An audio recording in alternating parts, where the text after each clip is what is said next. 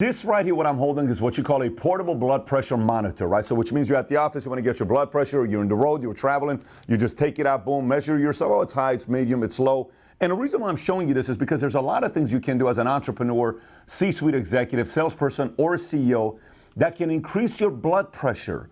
And today we're going to cover what those things are that could cause your blood pressure in your business to go up.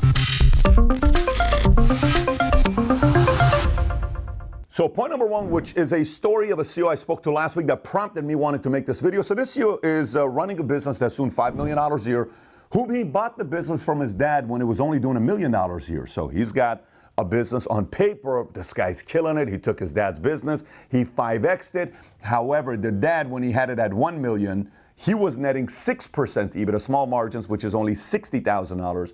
But the son takes it over, takes it to $5 million, and his margins go to 1%. Which is $50,000. So a $1 million business was netting more than a $5 million business?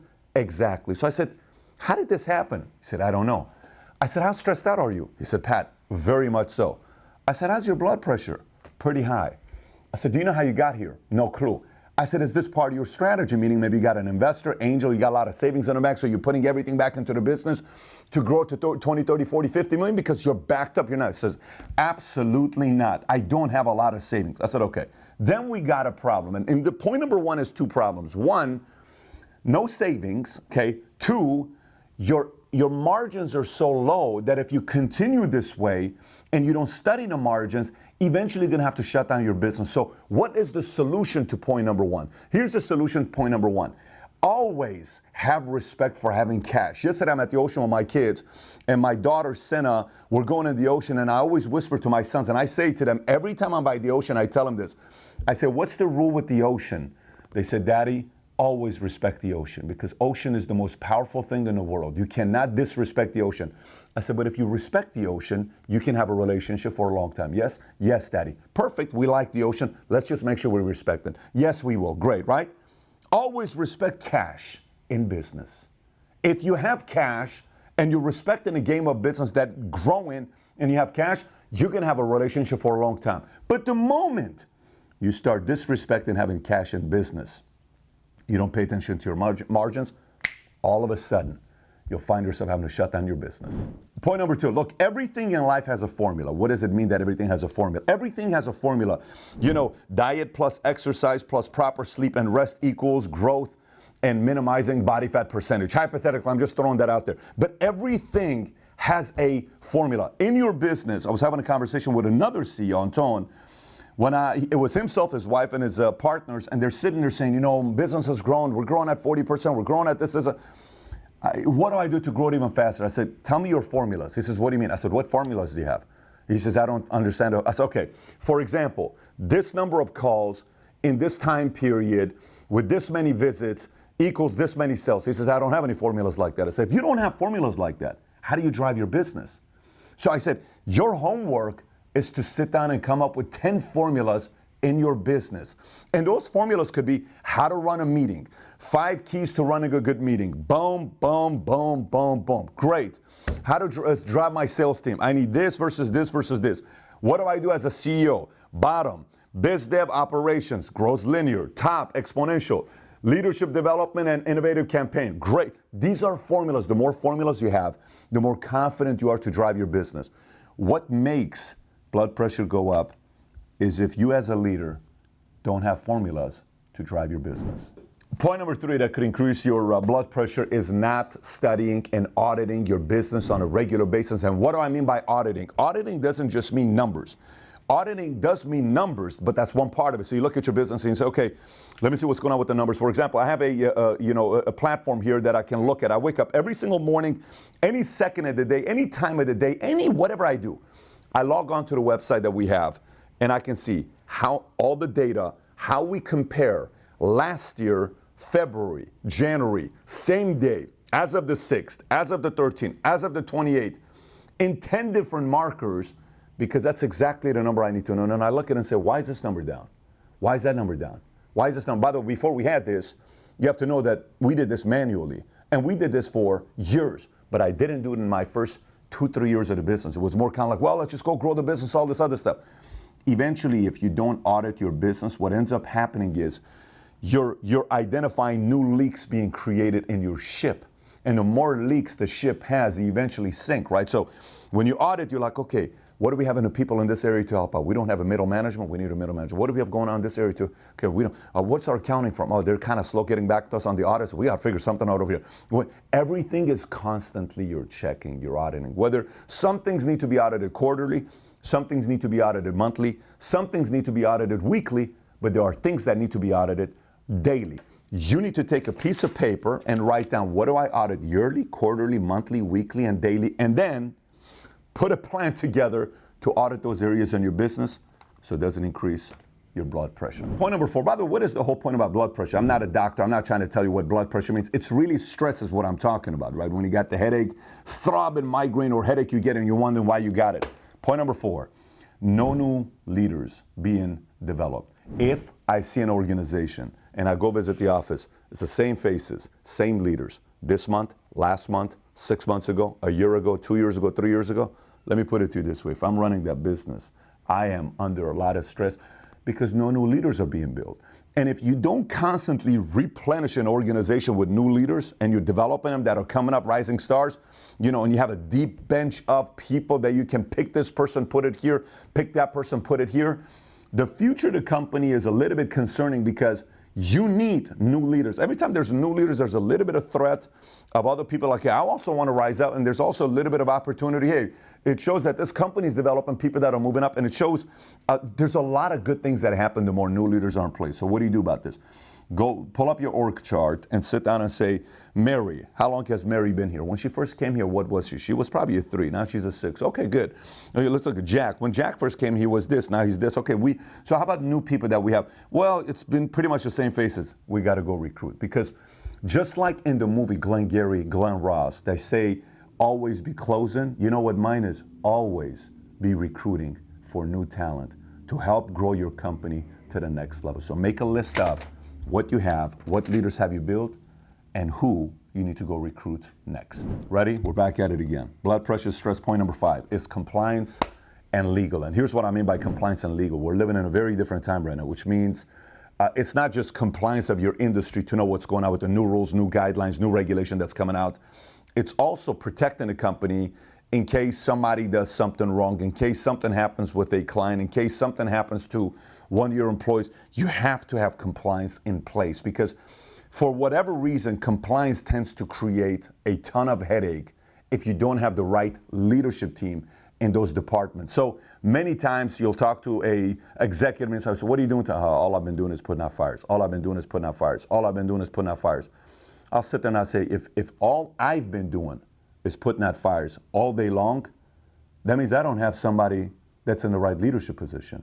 Why am I putting out fires all day long? I need to grow the company. I get it, the fact that sometimes a leader has to get in there and fix the issues and process some issues. But if it's ongoing, that means some of your departments lack good leaders. And you need to find some good leaders in departments to be willing to drive those departments. So compliance regulation, if you do it right and you bring the right leaders and the right counsel, they will give you a lot of confidence. But if you don't have the right compliance, the right counsel, they will continuously call you with fires that you have to put out, and it'll create more of this and less of you growing the business. Point number 6 is slightly different because, you know, a lot of times I'll sit there and I'm talking to a salesperson. Let's talk to the sales leaders or salesperson or somebody that's a national sales director running a sales organization, and you'll see the sales leader working with a salesperson they like a lot, but it's the wrong person they're working with. That's not the right person to be working with. They're not going to give you the kind of rate of return you spend time with this person as you think. You'll have 3 different people, Bobby, Johnny, Mary, okay? And think of your time this way. For every 10 hours you put into Bobby, you're gonna get $10,000 back. Just throwing a number out there. For every 10 hours you put into Johnny, you're gonna get $50,000 back. But for every 10 hours you put into Mary, you're gonna get $100,000 back, right? You don't know this because there's not like a monitor. Let me see here. Oh, okay, you're this much. We don't have that technology, right? But your intuition will sit there and say, well, you know what? I just like this guy more because he also likes Brady like I do. Wrong reason to lock onto that person. But I like Johnny more because Johnny's into poker like I am. Wrong reason. Mary is the person that's going to increase the value of your company. So the blood pressure is when you put so much time over here and you're wondering, how come this guy doesn't get it? How come? No. It's not his fault. It's your fault. Because when you put time here, it's easy. It's peaceful. She wants to win. She wants to get to work. She wants to be coached. Not putting your time into the right people. By the way, the same goes with clients. I was a stockbroker. I had a client. If every time the market went up, this guy called me 20 times. But every time the market and the stocks went up, he called me 100 times. Eventually, I'm sitting there saying, my entire day, 2 hours of it is with this guy. What happened? What happened? What happened? What happened? Why did it happen? Why did it happen? And I'm like, oh my gosh, this is too much. I'm like, how much money have I made off this guy? And then I did the numbers. I'm like, it's just not worth it. It's just not worth it. And I said, Johnny, I just don't think I'm the right guy for you. What are you talking about? What do you do? You can say, can I refer you to somebody else? Because I'm not the guy. And I referred it to another guy in the office that wanted it. He took it, and guess what? He was miserable. I said, I'm telling you, here's how. No, I'll take it. Don't worry about it. I can change. I know how to deal with these kinds of clients. I said, okay, here's yours. You got to learn on who you work with, because if you don't work with the right clients and the right agents and the right employees and the right people, they're going to suck all the best energy out of you and increase your stress level. So make sure you lock onto the right employees, the right salespeople, the right investors, the right board that you have a choice with, and the right client. Or else you're going to waste a lot of time being stressed out. Point number 7 is another one here that's, say you're running a company and I'm talking to the CEO. Like, so how many direct reports do you have? Oh, I have, so we draw the org chart. I only have 5. Oh, okay, really? Let's take a look. So we start drawing this stuff on the board. I'm like, who's he report to? Really, me. How about this person? It's technically me. How about this person? We came up with like 26 people that reported to this guy direct. Employees, 26 people that reported to this guy. I said, so let me ask you a question. How are you developing leaders here? I said, how do you have any life? What are you doing? He said, oh, it's so nonstop. I said, well, buddy, you got to figure something out here, because way too many people report to you directly. And by the way, it was not a deep bench at all. There was no depth in the organization. There was no middle management in the organization. He was a control guy. I said, let me explain to you how control works. The word control and trust go together, okay? The less you control, the more you trust the person. The more you control, the less you trust the person. I had a conversation with my son yesterday, Tico, and I told him, I said, listen, you ever wonder when you read your book and you go out there and want to play a video game, do I control you? Not at all. You ever wonder when you're going out there and you're playing with the sand and you're messing around doing whatever you're doing and you like to get really dirty, do I control you? No, you're okay with me. But do you ever notice when I ask you something and I say, today, based on what you did, you only can do this much? Yes. Do you realize if you go and still not follow and keep your word, what happens slowly is I want to control you more because I trust you less. But you know what I want to do, buddy, is what? I want to trust you more. So I give you more freedom. Don't you want that? I want that. So why don't we work on trust together, right? When you have 26 direct reports, you don't trust your people, okay? So you need to trust that some of these middle management and some of your direct reports can become leaders. So 3 goes here, 2 goes here, 4 goes here, and then you got 5 to 7 direct reports that you can work with directly. If you don't pay attention to the amount of direct reports that come to you that have people, layers of other people that are developing them, you can all of a sudden catch yourself having an entire week being gone, and Saturday you're having dinner telling yourself, what did I really get accomplished today? Not much. Did we really grow the company? No. Why not? Because everybody reports directly to you. It's not a way to build a business. Make adjustments ASAP before you're constantly stressed out. Number 8 is the scary one for a lot of people. Is you got an issue on your desk that you know you have to call one person, and you know it's going to be conflict, and you know it could be heated, and you know it's going to be something that the person's not going to like, or you're going to have to bring somebody in your office, have a conversation with them, but you keep delaying it 1 hour, 2 hours, 3 hours, 6 hours, 1 day, 2 days, 3 days, 4 days, 5 days. The longer you delay a conflict, that problem gets bigger and bigger and bigger and bigger and bigger. Why? Because on the other side, you don't know what the other person is thinking. The other person's imagination is, oh my gosh, maybe they did this. Oh, I think it's this. No, I think it's this. I think it's this. It wasn't that. It was just this. But he didn't make the phone call. And it would have been resolved like this. You know how many times there's been a conflict that before making the phone call and having the meeting, you thought it was going to be the end of the world. The building was going to come down. Next thing you know, it's just terrible things were going to happen and dinosaurs were going to show up. But you know what the reality is? You sit there and you're like, this was nothing. why didn't I have this meeting an hour earlier? Well, why didn't I address this yesterday? Why didn't I do this 2 days ago? 9 out of 10 meetings that you go in that have to do with conflict, the sooner you meet with them, you come out saying, honestly, I thought it was going to be worse. And it was nothing. So stop avoiding the conflict as a CEO, as an executive, as an entrepreneur. The longer you do, the problem gets bigger and bigger and bigger. And it just increases stress, not just for you, but for a lot of people. Point number 9, I don't think enough people put a lot of attention into this. You know, the book, The Motive by Patrick Lencioni says, you know, a lot of times executive thing, because you had a meeting, you said one thing one time that everybody's going to execute. He says, the average employee needs to hear your messaging 7 times before they realize you're serious. Let me say this one more time.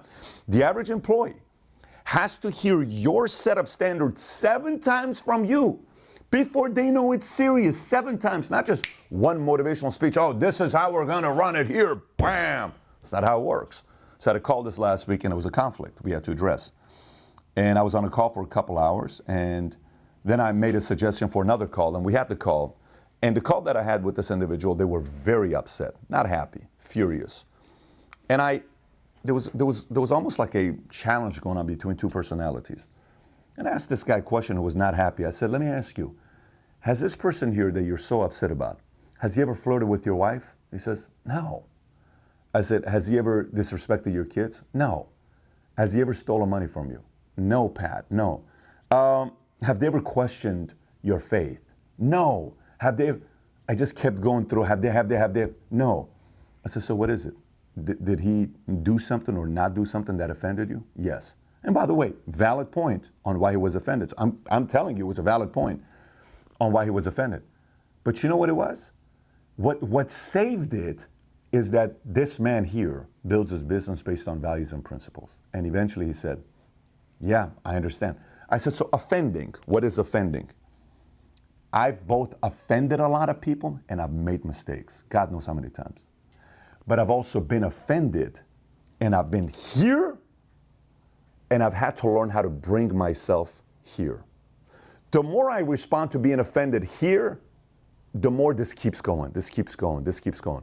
The more I get offended and I respond here, this goes, and then disappears. I don't know if that makes sense or not. So your entire game of your business, long term, the more you have it set on the right values and principles. We start meetings on time, we finish them on time, that you come prepared. Whatever those set of principles are, how you treat people, how you respect spouses, how you respect kids, all of that stuff.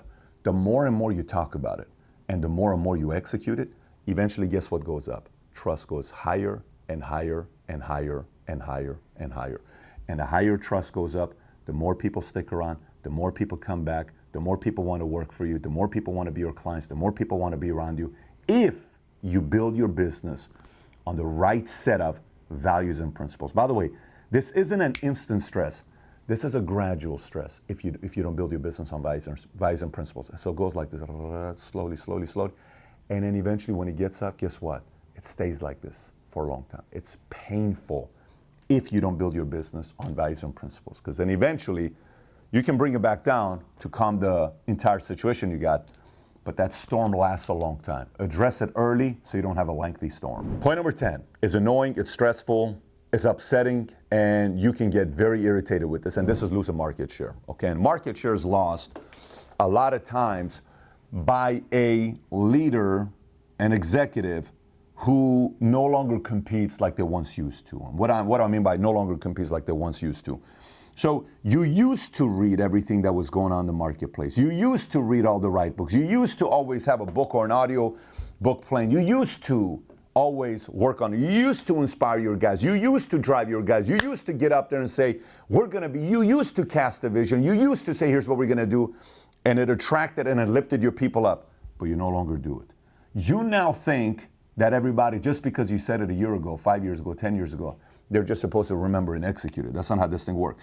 Losing market share is very annoying, but it happens often when the leader is content, is happy, is got an okay life, is doing their 3-4 times a week of golfing, is kicking back. They think they've already made it. It's like the CEO of GM from 1920s that said, If you have an enterprise, there is no resting in an enterprise where there is constant competition. There is no resting. Doesn't mean you don't sleep your 6 to 8 hours a night. Doesn't mean you don't go out and get your, but it does mean you have to constantly be competing, or else you will lose market share to somebody else who is outworking you, out improving, out strategizing, and outlasting. And by the way, there's competition that come and go. Some of them are seasonal. And then there's real competition. You have to respect your real competition, or else they will take a market share away from you. So a lot of technical things covered in this video. I haven't done one of these for a long time. And if you like this video, there's another one I want you to watch. It's also like this, that is about how to inspect your business. I'm all about inspecting my business regularly. If you haven't watched this video, click over here. I got numbers of areas for you to inspect and how to go about inspecting it. Again, if you haven't seen it, click here to watch it. Take care, everybody.